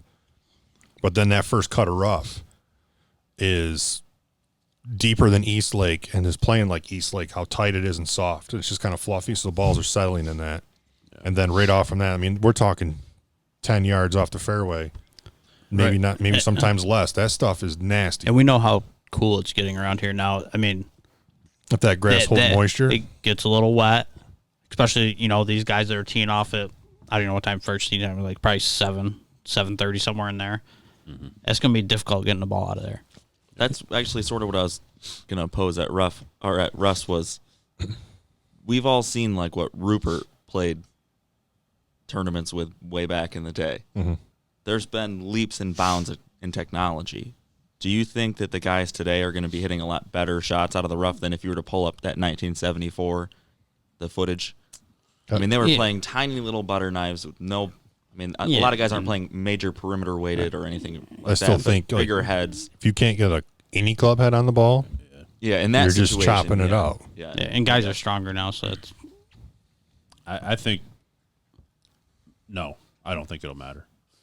Because if you've got a spot of rough that's 12 inches deep and the ball settles down 6 inches into it, I don't think the technology means anything. Yeah, and if anything, if you're hitting onto those cement greens out of the rough, you'd almost rather have the 1974 Bellata ball that you can spin the hell out of relative to the urethane balls that you play now. Saw a video of a caddy who walked over. I don't know who the caddy was. He didn't show his face. They were on a green. He was out there for a practice round. And he was towards the back side of the green. He said the green depth was 40 yards. This was a large green. He took a ball, and he was towards the back. He might have thrown his ball 7-8 feet, and just went like that. Sat on the green. It rolled all the way off the front. Just on the back of the green, rolled all the way off. Yep. so I got a bold prediction here.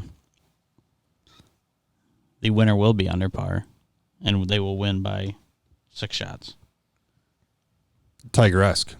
and it will be Xander Schauffele. I will agree with the winner possibility. I just don't see anybody shooting under par on that I place. think he's accurate off the tee, enough off the tee that he's got a legit shot.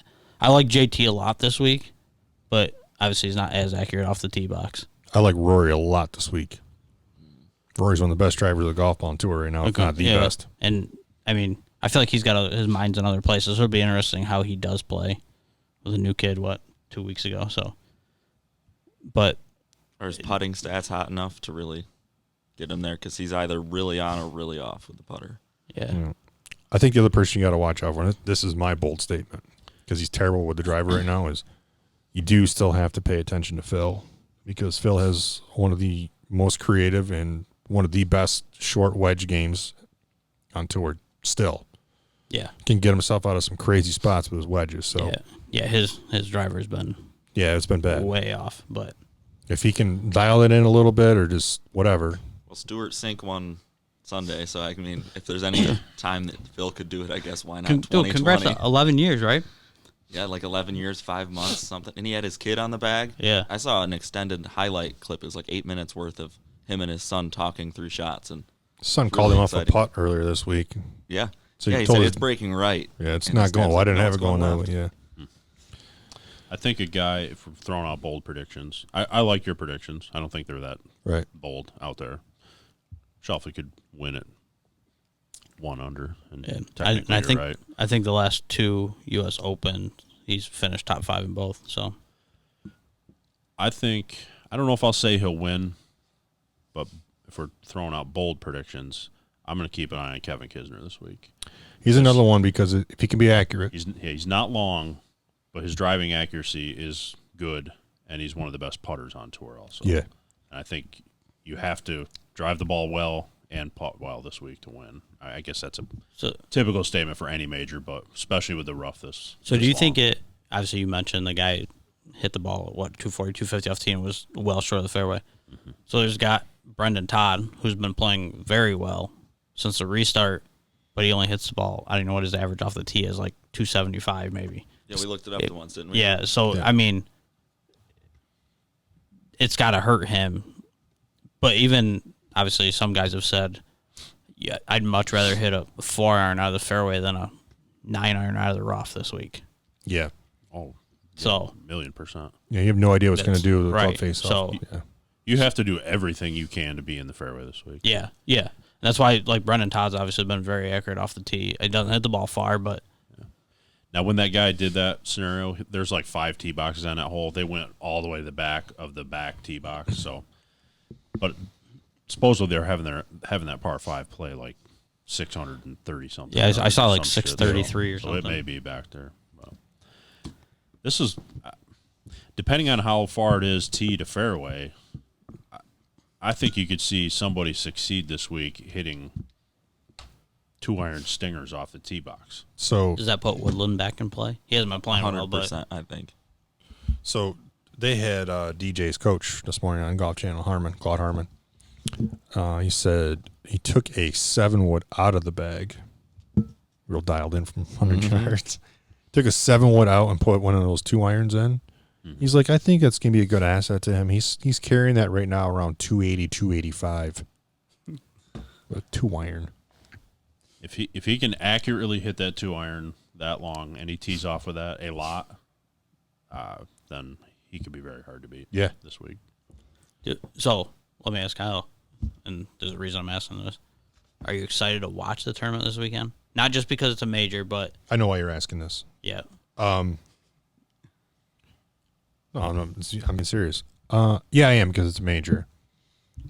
I do have some issues with the U.S. Open at times. Not every year. Like, I understand it's the U.S. Open, and we expect this out of the U.S. Open.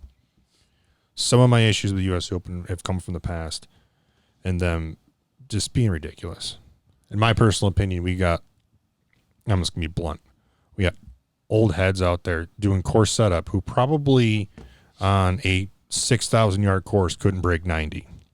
But they're going to go out there and act like experts setting up pins and stuff like that. And then you got Mike Davis is on TV today. He's like, oh, we tried to, make it as easy as possible. No, you didn't. Like, when have you ever gone out and tried to make the U.S. Open as easy as possible? Like, don't start with that shit. Right. And then just some of these guys that they had for the USGA representing them, I just baffle them. Like, I guarantee you none of you assholes sitting up there acting like you know what you're talking about, but you're in a high position USGA, so you're over there just puffing your chest. We can mow all the grass off this course and take down all the trees, and none of you are probably going to break 90 or 100. So that's my issue, is we have people who probably truly don't understand golf to its full extent or play, at a high level. And by high level, at least, they probably take more pride in their handicap member guests than they do their scratch tournaments, is my point. And they're the ones out there making decisions for setup. And I think, wasn't it last year they lost the golf course again? Weren't they at Shinnecock? Or was the U.S. Open last year? Yeah, Shinnecock. Was it Shinnecock? Yeah. And they no, Pebble Beach last year. Shinnecock was the year before. Woodland won it. Pebble Beach last year. When was the last time we were at Shinnecock? Yeah, it was 2 years ago when Brooks won. Because remember, that was the conversation is we were at Shinnecock, they lost the golf course, and then they turned around and they did it again. It's like, how do you screw that up again? Yeah. I mean, that's Shinnecock was 2018. Yeah. And they did. I mean, they did. They almost lost the golf course again in the middle of the U.S. Open. I'm like, how do you do that again? That was a story going into it. That's like, you had one shot. Don't lose the golf course this week. Yeah, and I was obviously asking because a couple weeks ago, Kyle said he didn't enjoy the BMW because he would much rather see. And I don't know if that was because trying to get into the Tour Championship. It's not a major yet. Right. So my issue with that was, I was just saying that making that jump from, trying to get into the top 30 from 70, I mean, it would have been nice been a cool story if we had a few guys that went out and could put up, have a great week and got in. And then we're talking about the guy in the top 30 that went out and shot, a couple rounds of 62 and played his way into the. Instead, we could have, in my opinion, we could have just skipped Chicago, taken the 30 guys after the 125 and say, hey, let's go to Eastlake, because I don't think anybody really made a move, did they? Right. Everyone was out there protecting against par, and I don't know, just wasn't that exciting for me. Kind of took a lot of kind of put a lull in the middle of the playoffs. Yeah. I would like to see some guys go out and shoot some numbers. And right, the U.S. Open, obviously, many courses, they have long rough, but, you look at Pinehurst, obviously there's no rough there. But the greens are what make it difficult there. You could cut that rough down to 3 inches this week, and it's still going to play tough. They said they cut the rough at 5 inches, and I don't believe it. That's what Mike Davis said a month and a half ago. Yeah, exactly. That's what he said. Well, we've been cutting it to like 5 inches, 6 inches. Like, no, you haven't. Probably rolled it, and then the next day cut it to 5 inches, so it stood up 5 inches, but the total blade length will be significantly longer. I told you guys, I saw a picture of a guy who went out. He just said it was from a random spot, and he plucked some grass and grabbed a blade and threw it on a table with a measure, and it was 20 inches. Yeah, like you were laughing, but I'm serious. Yeah. They probably did that because they're talking vertical height for the decks, but that doesn't have anything to do with the blade length. Yeah. I mean, you can get some nasty. I mean, if it's going to be all thatched up, it's going to start catching club heads for sure. You're going to see a lot of weird shots where a guy's got 130 yards. They're going to look silly. Yeah, and you go, did he hit that? And it had nothing to do with his actual swing and strike. It's just the way it interacts with that rough. Yeah. I think it's going to be. I don't mind it during the U.S. Open. I really don't. I mean, I know there's some people who are like, I never understood the mentality of. I mean, I think I can speak for all of us. I enjoy watching U.S. Open because it's major, and we all expect it because we know it's U.S. Open. It's tough. It's supposed to be. What I don't understand is the mentality from the casual fan that's like, oh, I love U.S. Open. I love watching these guys struggle. And it's like, I mean, no, you don't. Sometimes I do like watching them struggle But a at little the bit. same time, it's like, that's why you watch the U.S. Open, watch these guys struggle. Like, I think to go back to you were talking about East Lake being hard and no one making a move. There's not East just Lake, Chicago. Well, Chicago, but no one really made a move at East Lake either, except one person. What was the average change? Half a place throughout the weekend. 0.3. Because they handicapped it. Yeah, But that's what I was. the point being, there's a time and a place for it, and I think the U.S. Open serves as that time and place. So even if they get into, I've seen comments about goofy golf, getting into the level of goofy golf, where just you hit good shots, even if you're spilling it out to the center of the green, you can't hold them, and everybody's chipping everywhere. Yeah. This is the place for it. How many weeks a year do we see guys shoot 25 under par? Well, that's my point. Is we expect it this week or And whenever I think normally is. for anybody to complain about it is just No, they're off, because this is the place. you can make. But here's the other thing too. Back to my USGA issues. You can make a major championship U.S. Open golf course very hard and very U.S. Open-esque, where you have to hit it in the right spots. But you can also set it up where it's completely ridiculous, where it's not even not for the fair pros. anymore, Yeah, make it fair but challenging. Which Give is, them a That's chance to make really a shot. fine line too, though. Oh, with USGA, yeah, they just which is funny, right? Because obviously last year they were at Pebble, which I don't know. Woodland was probably 11 or 12 under, one somewhere in there, Yeah. I think. And then I think next year they're at Torrey Pines, which isn't it's not too difficult. Well, the thing with Pebble and Torrey Pines too is they have other tournaments there, where some of these courses they're completely groomed and they're ready for the the Open or whatever. So Gary made it to 13 last year.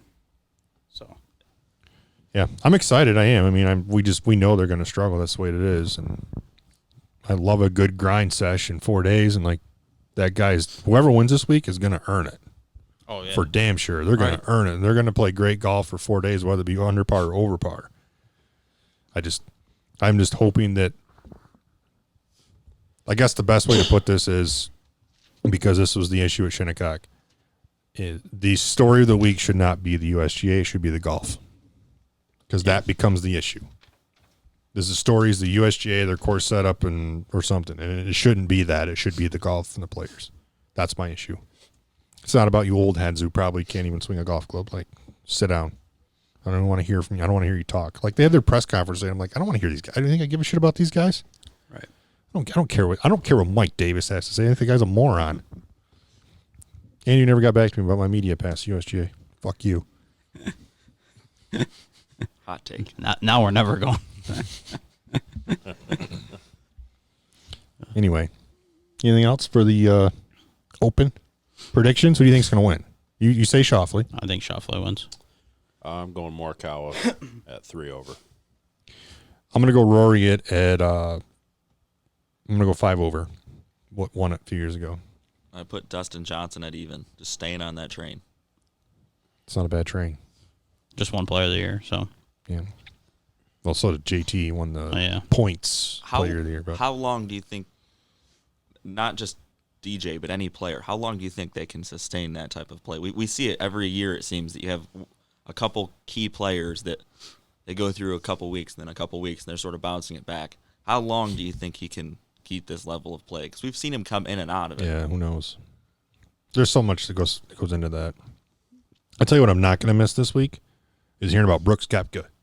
Yeah, you're right. Not that I have a lot against the guy. I just every time we have a major, that's all we talk about is Koepka, and it's like he's not even there this week, so we don't have to hear about it. Like let's More talk. like we hear about his comments more than his play. I just want to watch. Yeah, it's like we always go back to like if Koepka's playing the major, like how he's won. Like congrats, but I don't know. I want to hear from other guys too. I want to say I feel bad for Scheffler though. Scotty Scheffler, yeah. yeah, I do too. That sucks, man. He's been playing well and then Yeah. test positive. So, or I didn't know if he actually tested positive, but he had symptoms. So, I think he tested positive. Yeah, he did. okay. Did he have symptoms? Do you know? Did they? I thought he tested I positive? heard that he had symptoms, but I guess I didn't see it when he. There was said it was somebody else, positive, so. Sam Horsfield. Yeah, I had him in one of my lineups. So He's from like Florida, right? right. He plays in Europe. When he was a junior, he plays a lot of golf and is friends with Ian Poulter. Poulter's been raving about this guy for years. And now he come out on tour when he went to the University of Florida, didn't do great when he came out. And he's done pretty well in Europe. So I just saw this on Twitter a few hours ago. So Lee Hodges, who played at Alabama, I think he's good friends with JT. He came out. He's playing his first U.S. Open this year, and he said they asked him what he's most excited about. He says it's the first tournament I've ever played with Tiger Woods. So then they said he goes. I told my caddy if we're 4 shots up on Saturday on him, we'll take a quad to play with him on the next day. I don't know. I'd probably do that too. That sounds like an expensive round of golf just to play with Tiger Woods. Say I'd ask him to play a practice round or something. Yeah, you got time off for 9 holes. Yeah, I'm pumped though. My pick is Rory. I think nobody drives the ball better than Rory right now. They're just in general. So I like Rory. Hey, can we talk quick about the the ANA Inspiration? You see the women's event? They had a fake grandstand behind the 18th green. Did you guys see It was this? a wall Yeah. I did not. that came into play on the last hole when which player was it? Was it Henderson that hit it, or No, the girl who actually ended up winning, she's the she one backboarded it on purpose? on purpose. Oh, And then I saw her comment. Forces a playoff. Right, she From said- a Chipped in for grandstand you. that shouldn't have She said been there. Or my should it goal have is just to So hit normally it as there is far a- as I can and hard. Normally there is a grandstand there, but the wall they put up this year was significantly longer and higher than I don't want to say higher because there's a grandstand, but the wall itself was longer than normal. I mean, my opinion, there shouldn't be a grandstand there to begin with. Yeah, well, that's exactly what I was Kinda going to say defeats too. the purpose if of the there's hole. a pond behind the green and you put Kind of defeats the takes purpose. the teeth out of it for Yeah. sure. Yeah, I don't know. I mean, She just used the course to her advantage. she did. Yeah, and it's nothing against her. She made a great goes chip back shot, to the but- setup. We were talking USGA and setups, and now here Dude, we this go thing was a with last week. monstrosity. You guys didn't see it? I didn't see it. I saw her comment. It was just a giant wall, and yeah, I think she was between clubs and said, I'm just gonna throw it back there. I heard she was like, just swing. I was just pull the 3-wood out and just swing as hard Bang as I it can. at it. Yeah. Yeah. Club Pro guy put out Oh. put out a fake quote from her. So not a real quote, but Oh yes. shows her with the trophy and it says, I was very nervous, so I decided to just hammer a 3-wood off that huge fucking blue wall. Oh, that's great. Yeah, that was. I mean, she made a great chip. She chipped in for eagle and got into the playoff and ended up winning. But yeah, I don't know. When I didn't know if the wall was always. And then I saw a picture of the wall and then the grandstand last year. And I'm like, why is there even a grandstand there? That I don't understand. Because like you just said, it defeats the purpose. It's like 15 at Augusta. You got the pond behind it. You can run it over. Going for that par 5. That's the risk you take. Yeah, let's put a big blue wall there. You put a big blue wall there. Like, oh, you guys don't want to hit You're the going pond? to see the average I score got you. drop. Yeah. So I guess It's that, like the that answers 17th at Sawgrass and then having a wall in the back. Yeah. that. I guess that answers my question. I was wondering if there's like media tents or something behind it, and there's a bunch of cables and stuff, so they were just trying to block that. There's normally a grandstand there. Yeah.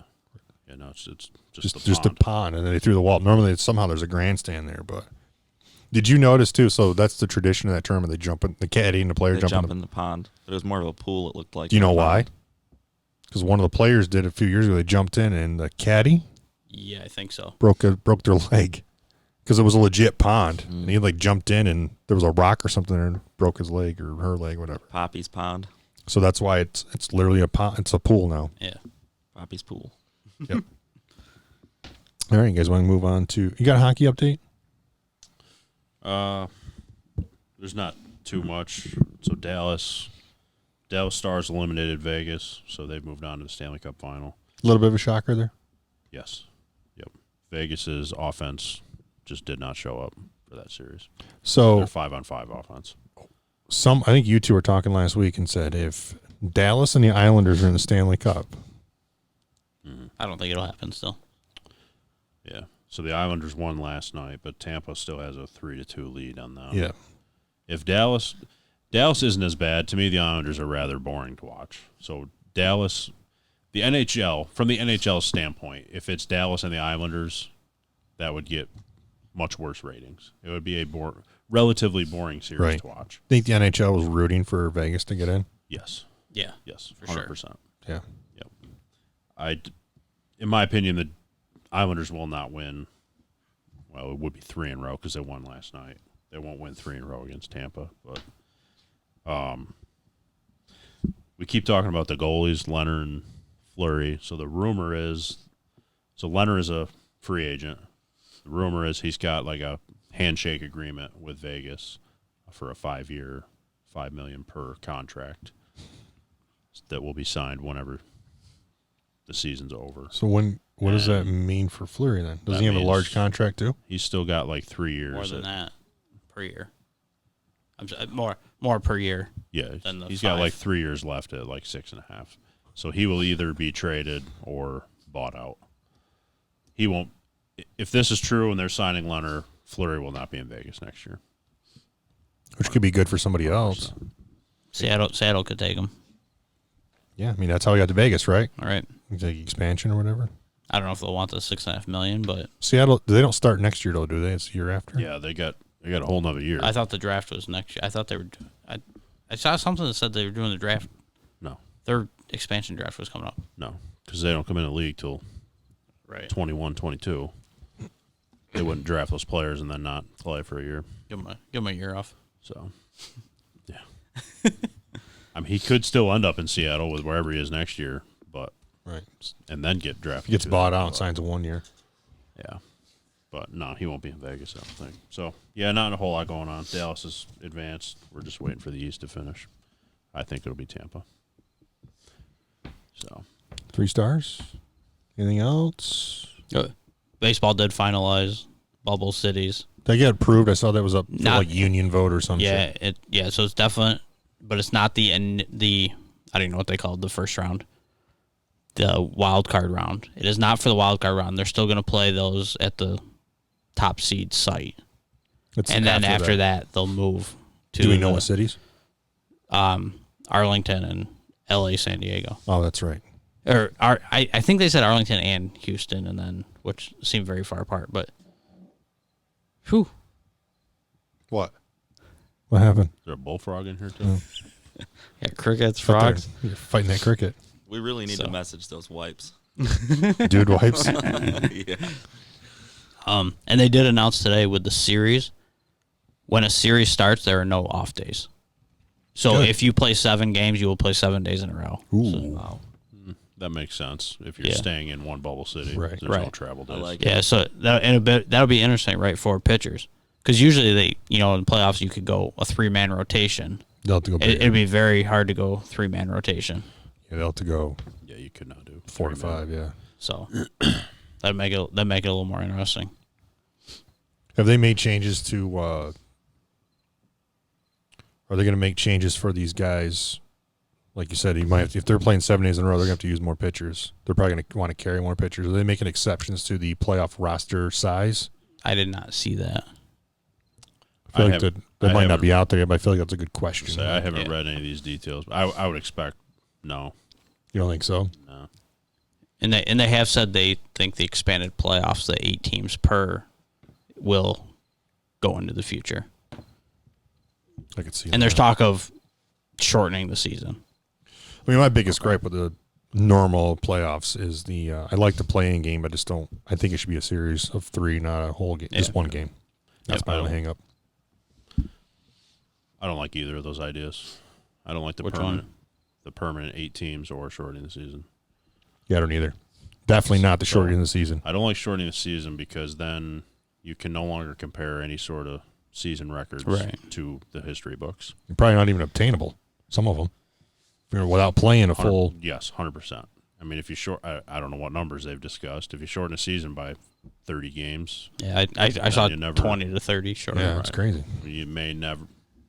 Then you have a chance of never seeing a 20-game winner or a 50 home run hitter again if you shorten the season. Right. It's true. Yep.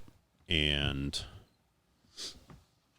from my perspective, not shortening the season, I don't think there's a need to expand the playoffs. You play so many friggin' games already that at the end of it, you should already have it kind of weeded out of what teams. Yeah, I just would like to see playoffs. that one game plan go to a series best of 3. At least a 3 game. I agree with that. Yeah.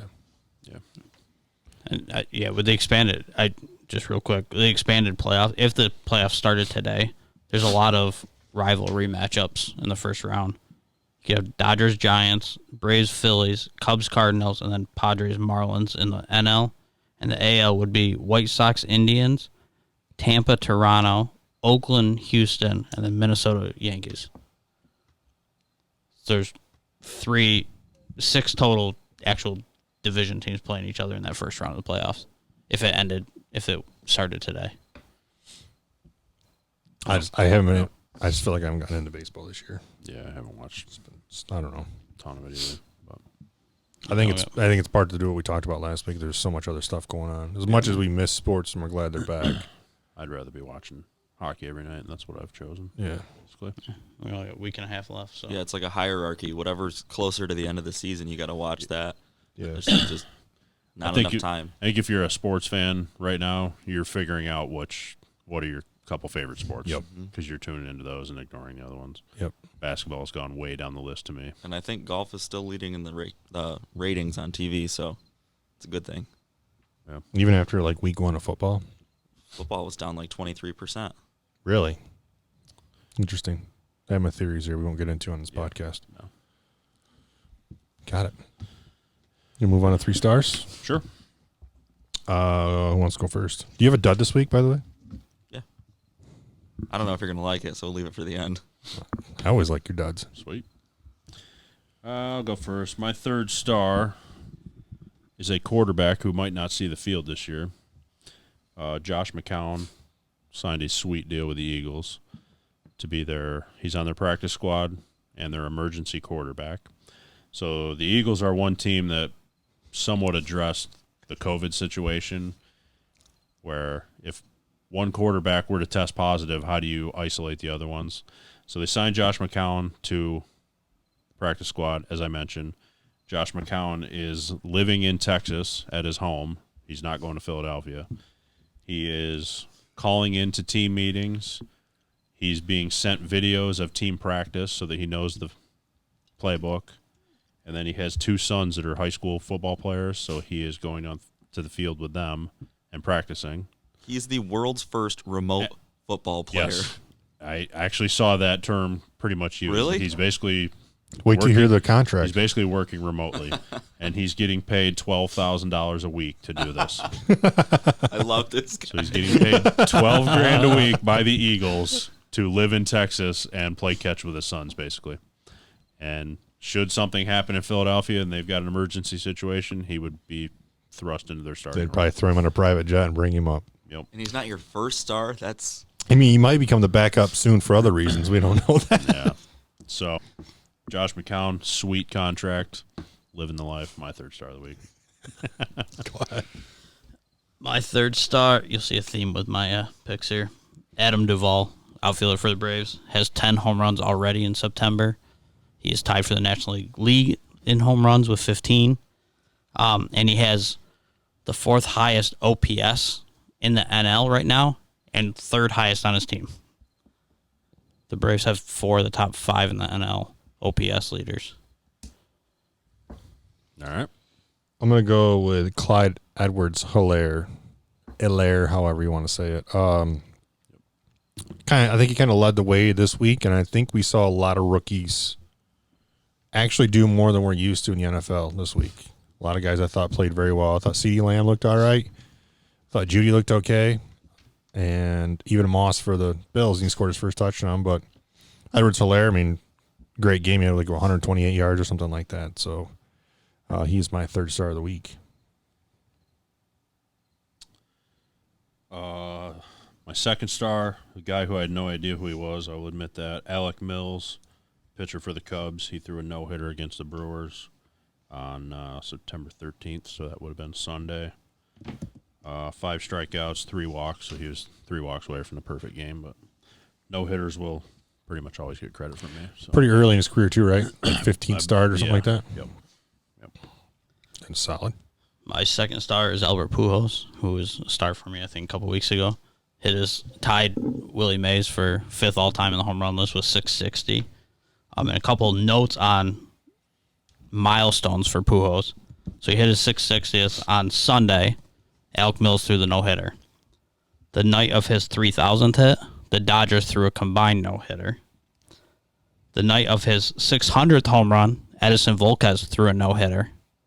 And the night that he hit his 2,088th RBI, which tied A-Rod, I think, or somebody for 3rd or 4th all-time, that next day Giolito threw a no-hitter.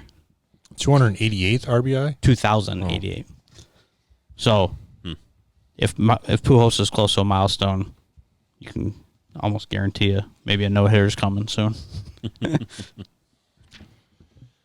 My second star of the week is Stuart Sink, which we already talked about. First win on tour in 11 years, something like that. Since the Open in 2009. Yeah, it's also the last time the top of his head has seen sun. Yeah. So, but the big part here is not only did he win, he did it with his son on the bag.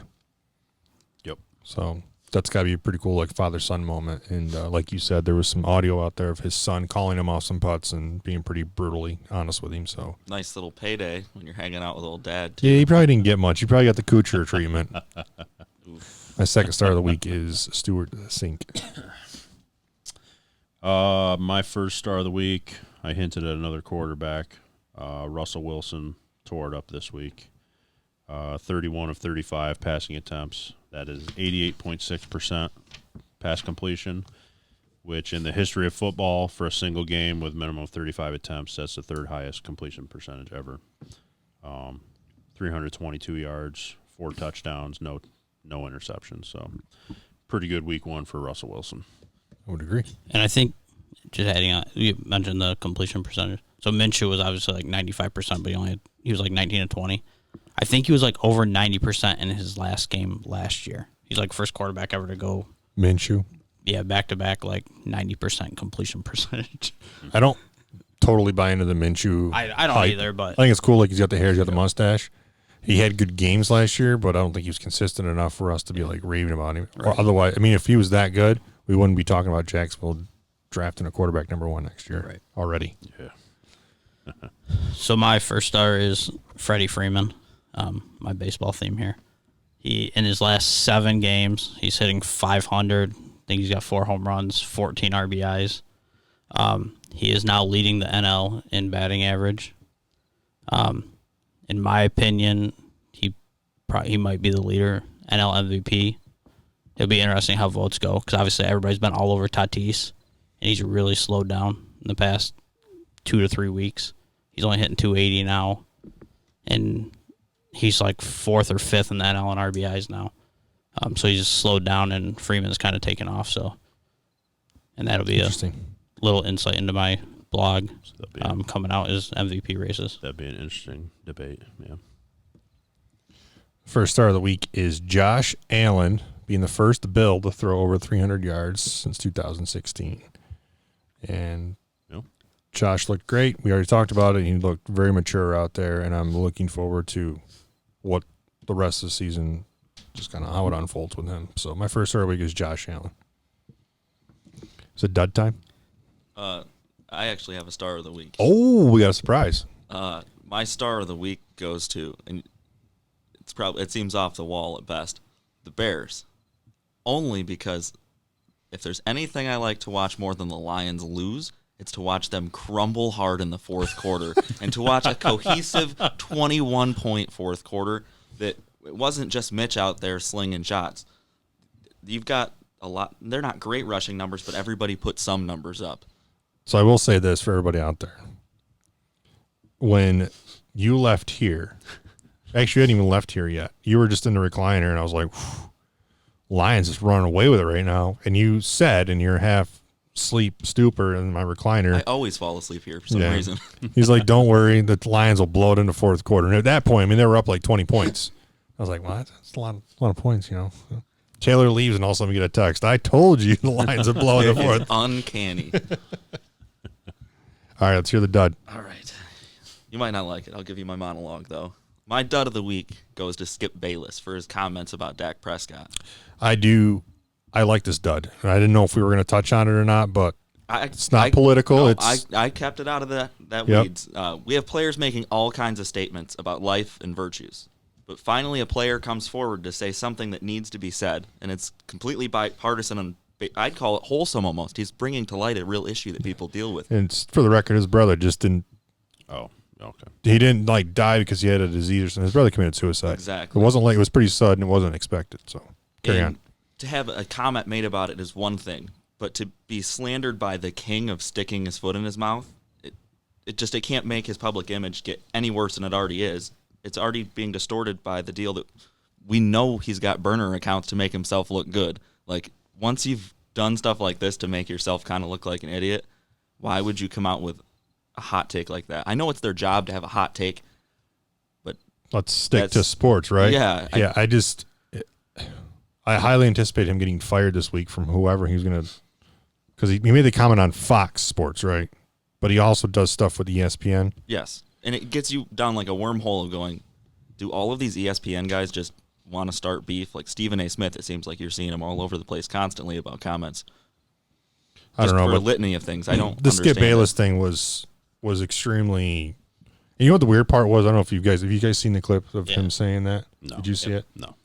Before he says it, he knows he's about to be an asshole, and he like basically like puts it out there.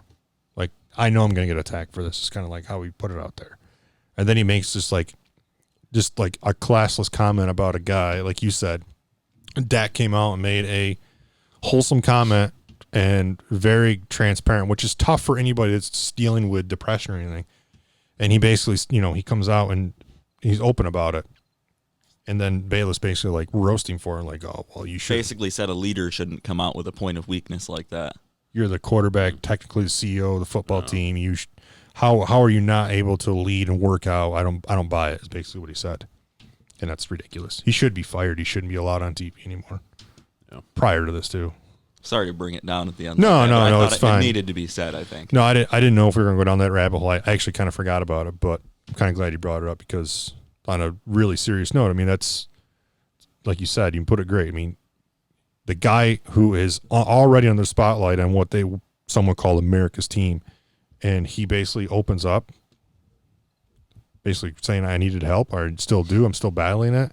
And then for some asshole to downplay it like that sits behind a desk and average 1.7 points in his JV team, it's bullshit. So, yeah, I agree. I'd like your dud of the week. Don't ever question that. Any Anything else, boys? Housekeeping? No. Good? Okay. All right, gentlemen. Good week. See you next week.